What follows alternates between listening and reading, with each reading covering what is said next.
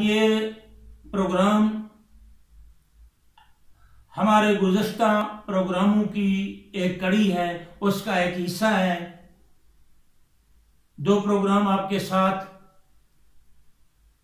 Royce Ehsan Abid advocate के हमरा खाद के इशू पर, शुगर के रेट के हवाले से डिस्कस हो चुके हैं और इन दोनों के में सराकी सूबे के हवाले से भी दरमियान में बात हुई। आज हम खास तौर पर सिर्फ बात नहीं हुई, पिटीशन भी सुप्रीम कोर्ट में दायर हो गई है। मुबारकबाद देते हैं वसीफ को। सुन लिया आपने, तो आप भी अपने हिस्से का किरदार जो है वो अदा करें। मैं तो कहता हूं कि अब मैं जनूबी पंजाब का लफ्ज इस्तेमाल नहीं करूंगा। उषा का हक बनता है, उषा का प्लेटफॉर्म आज मौजूद है।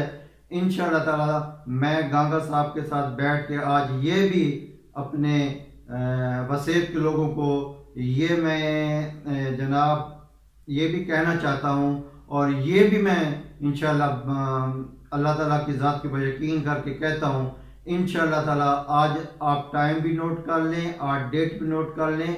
इन माफिया, इन सौदागरों ने आपका सूबा सराकिस्तान नहीं बनाना। हम जैसे लोग, आप जैसे लोग मिल के, गांगा साहब जैसे लोग मिल के उशाक जैसे प्लेटफॉर्म बना के ऐसे हम अपने गुलदस्ते को फैलाएंगे और इंशाअल्लाह ताला अपने वसीफ के लोगों को सूबा सराकिस्तान भी इंशाअल्लाह हम जैसे लोग दिलवाएंगे। और उसके लिए मैंने ऑनरेबल सुप्रीम कोर्ट में गांगा साहब पिटीशन दायर कर दी है। ये जो इन्होंने 90 दिन में सुबह बनाने का वादा किया था, तो वो मेरी पिटीशन सुप्रीम कोर्ट में भी दायर हो चुकी है। राज साहब, किसी की शनाख्त को मसक करना या किसी से शनाख्त का हक छीनना ये सरासर जुल्म और ज्यादती है और निजाम फितरत के, अल्लाह ताला के दिए हुए शनाख्त के हक के साथ डाका जनी है। ये नहीं होना चाहिए।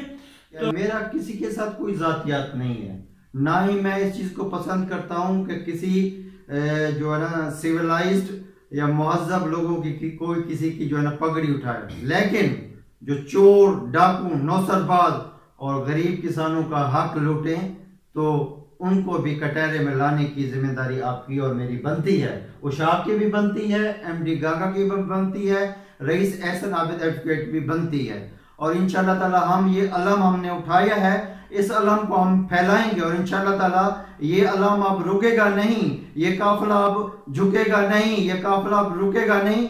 इंशाअल्लाह ताला ये काफिला सूबा सराकिस्तान तक जाएगा। इंशाअल्लाह ताला सूबा इंशाअल्लाह सराकिस्तान बन के इंशाअल्लाह ताला ये ख्वाब की ताबीर में होगा। और ये राइस एहसन साहब जो बात कर रहे हैं सूबा सराकिस्तान के हवाले से, और वो सूबा महाज वालों को मुखातिब किया, उनका जिक्र किया है इन्होंने, तो सूबा महाज वाले और तहरीक इंसाफ के जो हुक्मरान हैं, इन्होंने मिलकर अवाम से इलेक्शन से कबल वादा किया था कि 100 दिन में हम सूबे के लिए काम करेंगे, अवाम को सूबा बना के देंगे। उन्होंने कॉन्ट्रैक्ट तो उन्होंने अवाम से किया हुआ वादा पूरा नहीं किया, लिहाजा उन्होंने झूठ बोला है, धोखा किया अवाम के साथ।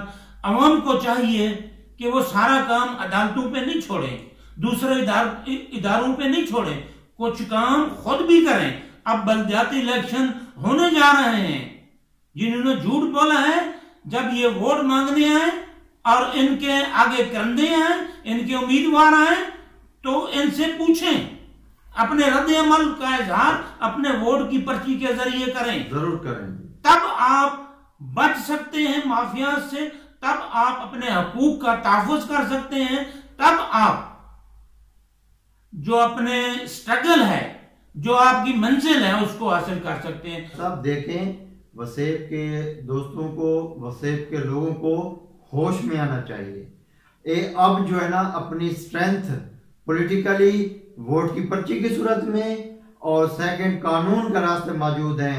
मेरे साथ रब्ता करें और बैठ के जो है ना हम एक लाएअमल बनाएं और खुदा के लिए अपने हक की खातिर और अपने बच्चों के हक की खातिर आवाज उठाना शुरू करें। इंशाअल्लाह ताला यहाँ शऊर की शम्में फूटेंगी और शाह के प्लेटफॉर्म से फूटेंगी, MD गांगा के रोल मॉडल की सूरत में फूटेंगी।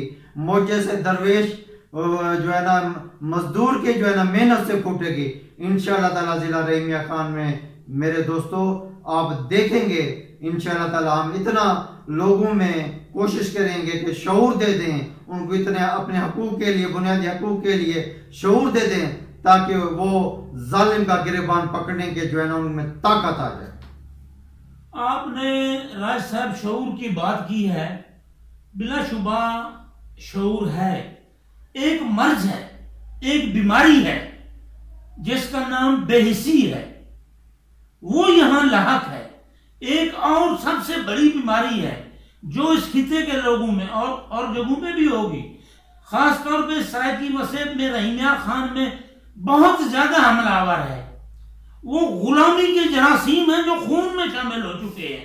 गागा साहब आपने बड़ा अच्छा एक जो है ना बीमारी को, कैंसर, इसको मैं बीमारी नहीं कहूंगा, आपने बहुत बड़े कैंसर की जो है ना वो उसको आइडेंटिफाई किया है।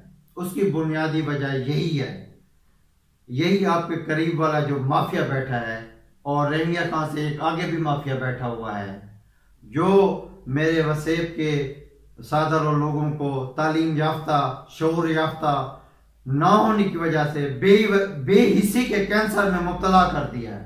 अब ये कैसे खत्म होगा कैंसर, क्योंकि आपको पता है उसके लिए कैंसर के लिए सर्जरी की जरूरत होती है।